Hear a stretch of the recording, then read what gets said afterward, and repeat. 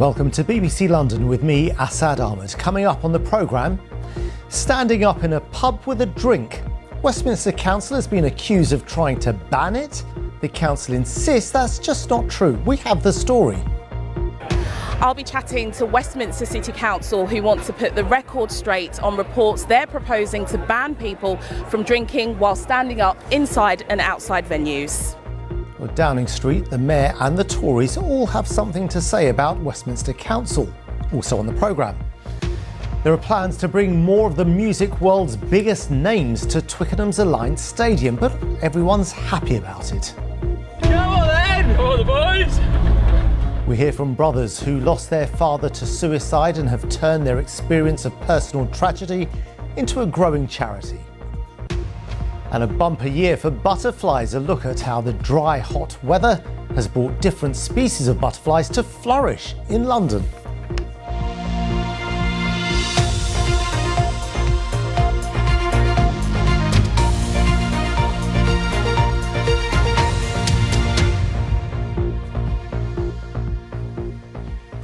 Good evening. Nowhere in the country has more licensed premises than Westminster City Council. They have hundreds of them. It's why so many people were gobsmacked when they thought that the British tradition of standing in a pub with a drink was being banned.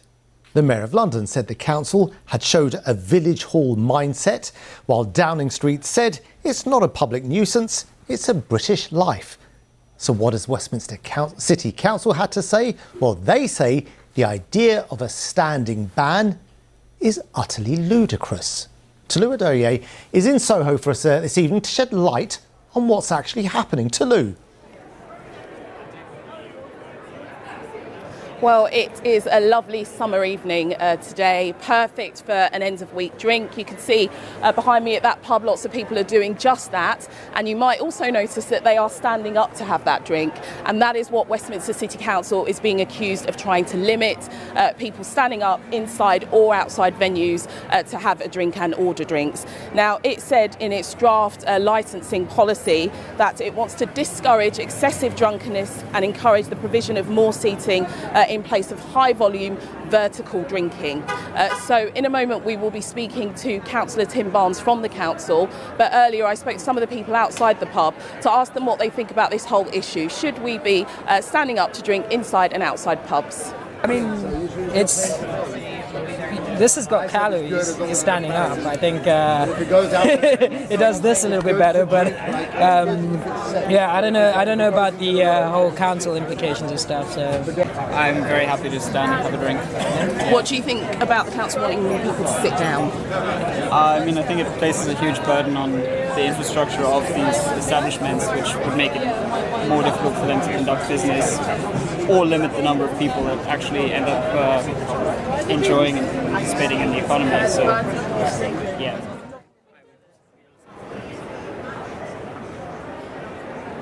Well, Councillor Tim Barnes joins me now. Let's get straight to the point. Are you trying to ban people from standing up to have a drink? Absolutely not. We are strongly in favour of people who want to come out and enjoy Soho and the rest of the West End's pubs, bars, restaurants, standing, sitting, whatever's best for them. But your draft licensing policy does talk about encouraging people being seated or having table service. So what is it you want to see in practice?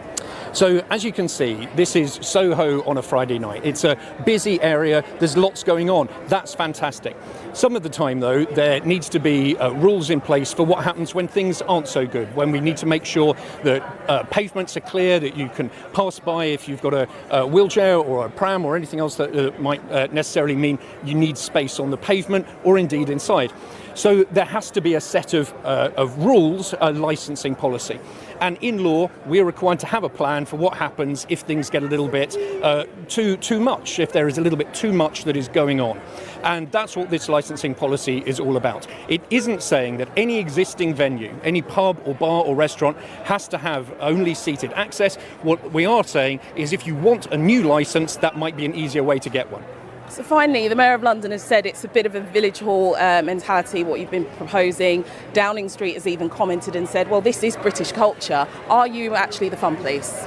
I totally agree. It's a part of British culture. I live in Soho because I enjoy all of this. And if we'd said the things that we were accused of saying, I'd agree with number 10 that we shouldn't be talking about licensing. But we didn't say those things, and we should be able to regulate licensing in Westminster properly. What we should also be looking at is exactly why we have to limit some of the activity, and that's really down to the failures of the mayor. If we had the police that we need, if we had late night buses, if we had late night transport, we'd be able to have more people staying out late at night and enjoying themselves, as we'd all really like to see. OK, Councillor, thank you very much for talking to us. The consultation closes on Sunday. Back to you, Assad. Jalou, thanks very much for that. Now, a man described by prosecutors as a predatory serial sex attacker has been convicted of murdering 2 women and raping a third, all in London. Simon Levy from Tottenham murdered Carmenza Valencia Trujillo and Cheryl Wilkins last year. Months earlier, he'd raped another woman. Following the case is our reporter Nikki Ford. And Nikki, this is a really disturbing case. It is, and Assad, some extraordinary detail has been coming out this afternoon about how, as you say, a convicted sex offender remained free to murder 2 women and violently rape another. This is 40-year-old Simon Levy from Tottenham, and you can see him here last April at the moment of arrest for the murder of the first of his 2 murder victims, 54-year-old Carmenza Valencia Trujillo. He was released without charge and then went on to kill again. Now, his second murder victim was 39-year-old Cheryl Wilkins. She was murdered last August, just 5 months later, and it was only then that the Met Specialist Homicide Team began to investigate Carmenza's death, also as a murder. Now, the court heard how Levy, who lived with his mother, attacked the women while on bail for sexual assaults on London's transport system. This is a video of him taken by a woman who had just been sexually assaulted as he was about to go on and assault another. Now, he was convicted of 10 sexual assaults on tubes and trains in London's transport system in February, and the court only heard that this afternoon. But months before the first killing, police arrested him for sexual assaults on trains, but made errors that delayed charging him. And while on bail, he carried out further attacks, and although he'd been charged with most of the offences, he still remained free. So as the victims, as their families wept in court, attention now will turn as to why he was not stopped sooner, and 2 Met officers are under investigation by the police watchdog, the IOPC, for their decision to downgrade him in August 2024 from a high risk to a medium risk offender. And British Transport Police say it's clear that opportunities to stop things didn't happen, and the CPS said that their actions fell well short of what was expected. And like you said, the Met made errors. Unfortunately, not the first time we've heard that. No, it's not. I mean, the policing minister and Croydon MP, Sarah Jones, she said that the fact that he was able to inflict such devastating harm after being freed by police is concerning. And she says that it raises serious questions about how this was allowed to happen. And the Victims Commissioner for London also said that she was appalled, but she also made reference to similar events. We continue to see justice agencies that fail to do an adequate job of responding to the risk that these men pose. And so repeatedly you see opportunities to save women's lives lost. And there are striking parallels with other cases, with the murder of Zara Alina, the treatment of Wayne Couzens, where you saw escalating behaviour and escalating risk not acted upon, and then devastating and preventable consequences. So it's not the first time that this has happened, and it will inevitably raise more questions for the Met about how sexual assault cases are handled. Certainly will. OK, Nikki Ford, many thanks for that. Well, let's take a look at what's still to come on BBC London in the next few minutes. The Rugby Football Union want more concerts here at Twickenham Stadium, but it continues to divide opinion here. I'll have all the details.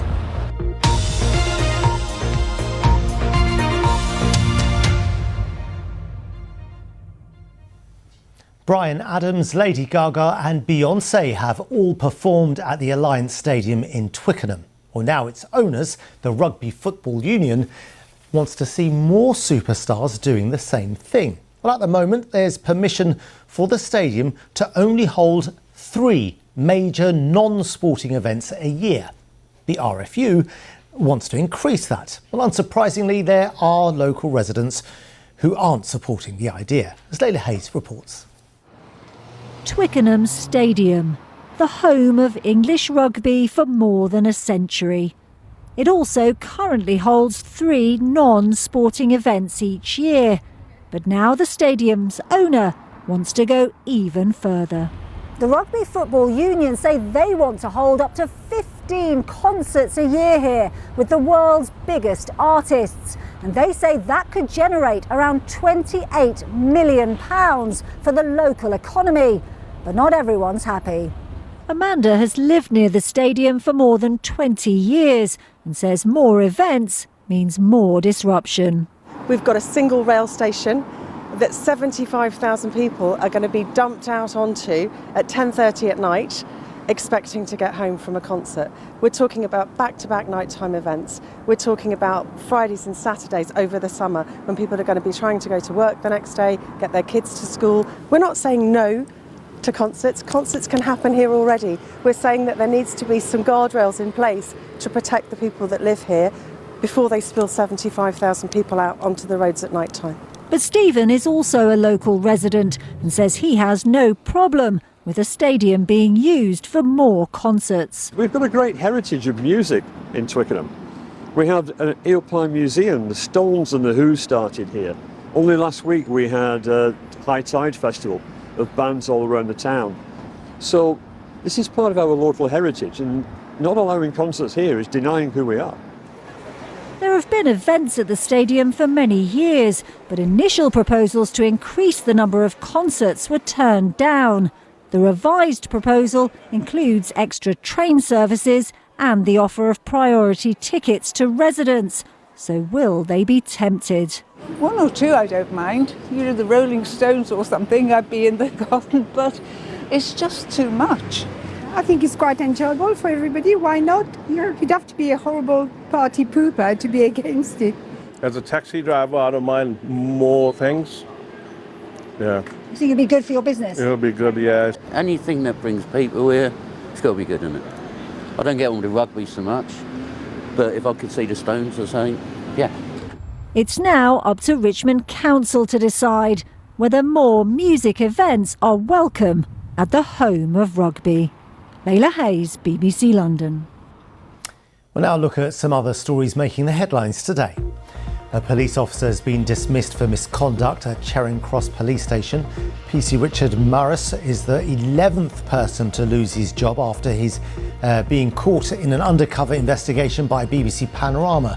He was recorded saying he'd driven a police vehicle inappropriately, and he said he was looking forward to using force on members of the public. A man has been jailed for more than 2 years after being caught trying to snatch a £250,000 watch from a tourist in central London. Brahim Kedad, who's French, grabbed the victim from behind but was caught by 2 undercover police officers who'd been watching him. It's expected that Kedad will serve half his sentence before being deported. London has launched a bid to host World Pride 2032. If successful, it would coincide with the 60th anniversary of the UK's first Pride March in London, which was back in 1972. Well, World Pride is a 10-day festival and promotes gender and sexual equality and is held every 2 to 3 years. Now, it's less than a month to go before most under-16s go back to school, which means for parents and guardians, the expense of the school uniform awaits. The average spend for a primary school pupil's uniform is over £300. For secondary school, it's over £400. That's why a charity in East London is trying to help. Here's Bryony Williams. Mum, this fits me. School's out for summer, but preparation for the new term is well underway. And in Romford, one charity's uniform swap shop is already getting busy.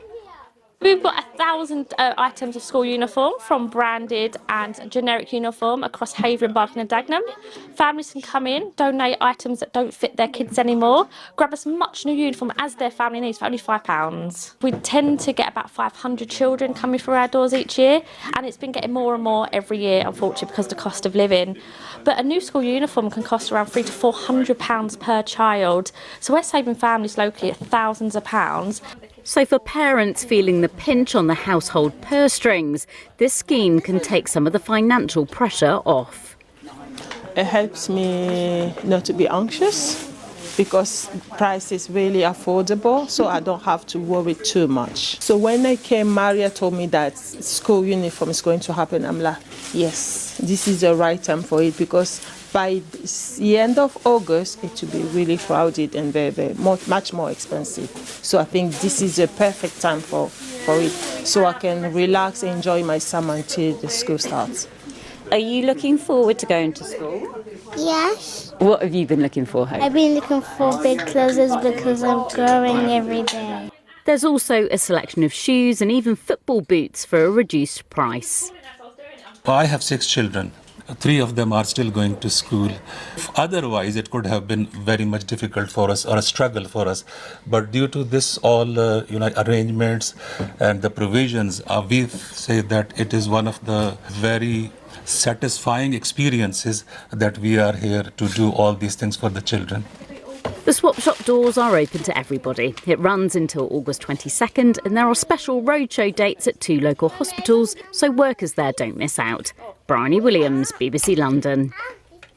Well, you're watching BBC London on BBC One and the iPlayer. Still to come, a bumper year for butterflies. We look at how the recent dry, hot weather has seen different species of butterflies flourish in London.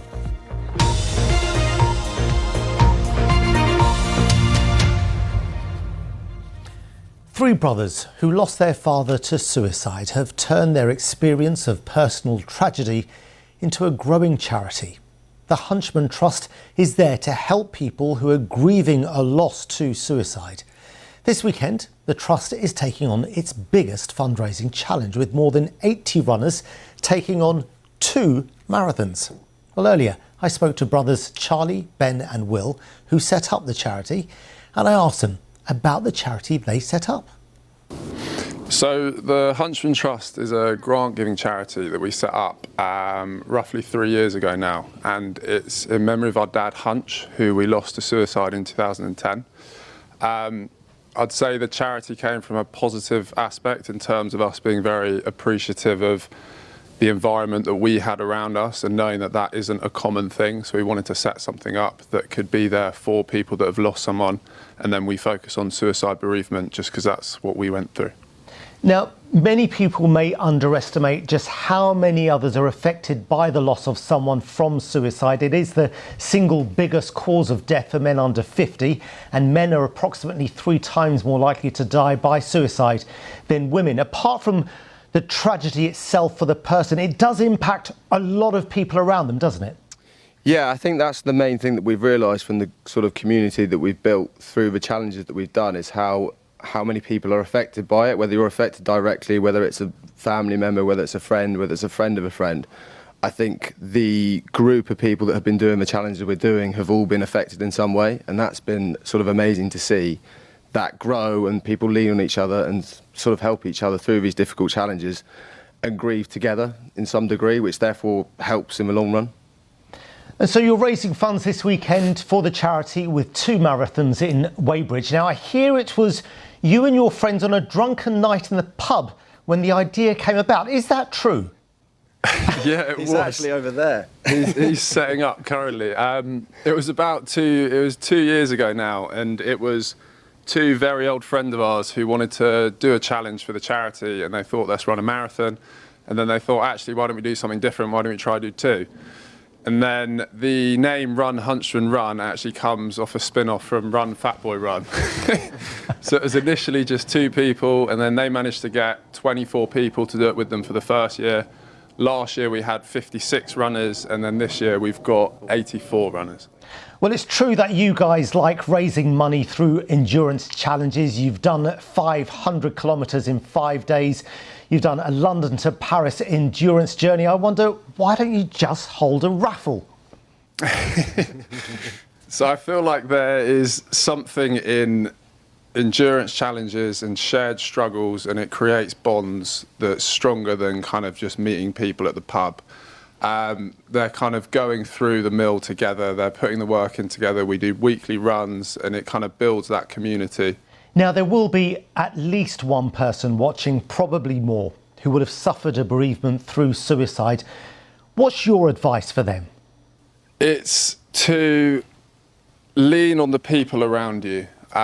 If they have people around them, I think that getting through something as a team together makes everything so much easier to deal with. Obviously, it's never going to be easy, but if you have people around you, lean on them. If you don't, join communities like ours, come to run clubs, try and just surround yourself with people that are sort of not necessarily going through the same thing, but understand in a certain degree what you're going through, and it kind of shares that struggle.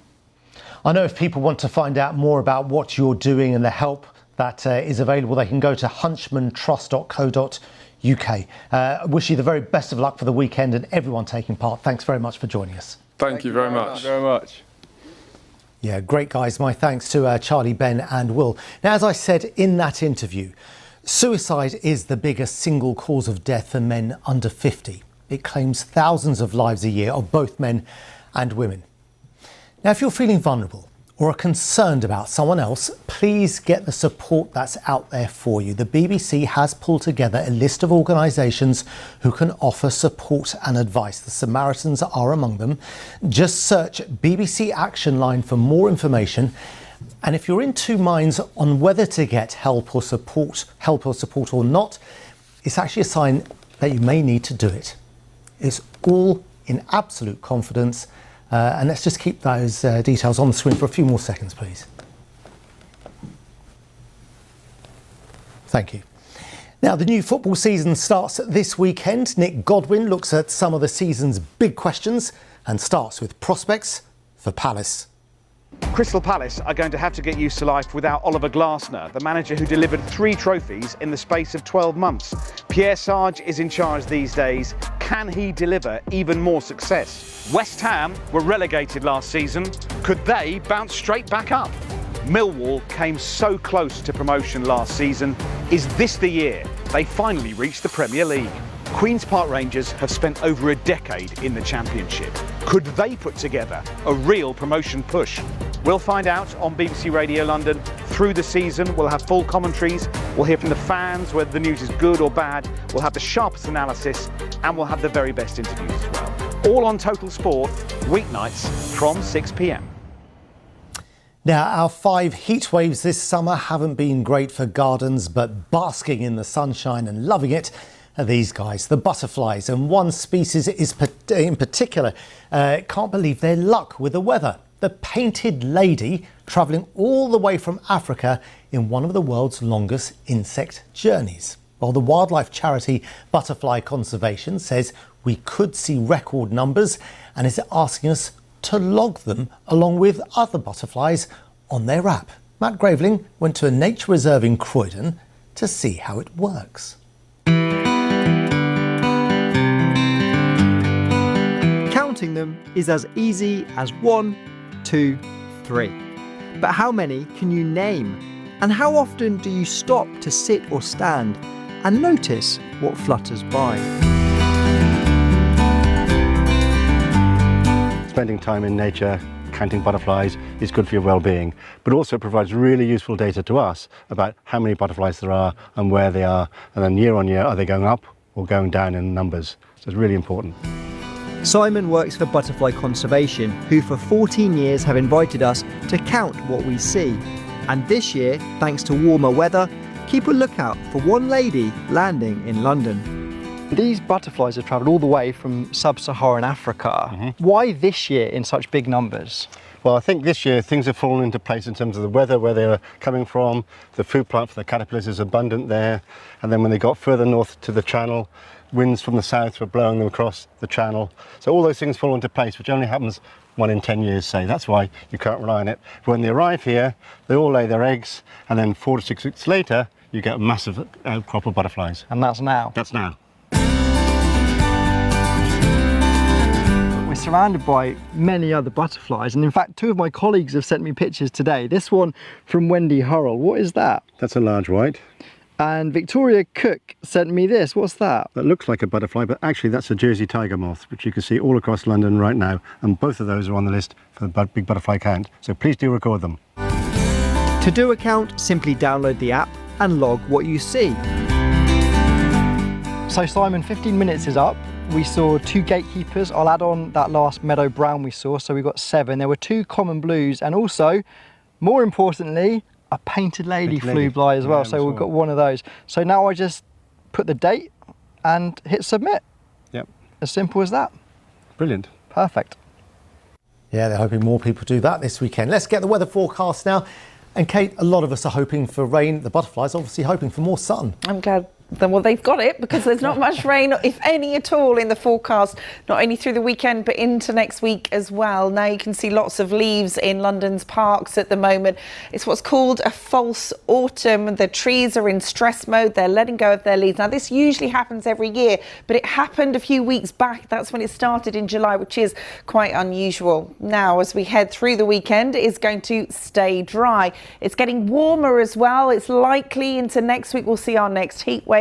Plenty of sunshine through the weekend, and the wind remains light. Now, high pressure still in charge. It drifts though, and as it does so, around the bottom comes the warmer air from the continent, so it will rise. You can see a couple of fronts try to move south through Sunday, but sadly they don't really make it. Now this is this evening and overnight. It's dry and it's clear largely, maybe a little bit of high cloud, but really nothing that's going to get in the way. Temperatures dropping down to 9, so still quite comfortable for sleeping. But I mentioned the temperatures rising next week during the day. They will also rise during the night as well, so it could get quite uncomfortable. Now for Saturday itself, bright start, sunshine, bit of patchy cloud, just starts to build up through the middle part of the day, but still you're going to get the sunshine through it. Temperatures tomorrow 28, back up in the high 20s. Now for Saturday night, again, the cloud will disappear. It's dry and it's clear. Minimum temperature sneaking up a little higher. It's not too bad yet, though. We're looking at 12 or 13 Celsius, 16 though in central London. Now for Sunday, again, plenty of sunshine around through the afternoon. That cold front I was talking about just starts to move south, so we'll start to see perhaps a little bit of cloud in the home counties, but any rain on that has fizzled and unlikely to move further south. Temperatures warmer on Sunday, getting up to 30 or 31 Celsius. Now as we head into Monday and Tuesday, temperatures drop a little bit, not much, but look, we're at that 28 Celsius threshold, 3 days consecutive. We're in another heat wave by Thursday, potentially 34 Celsius. And that'll be our 6th heat wave, Kate. Thanks very much for now.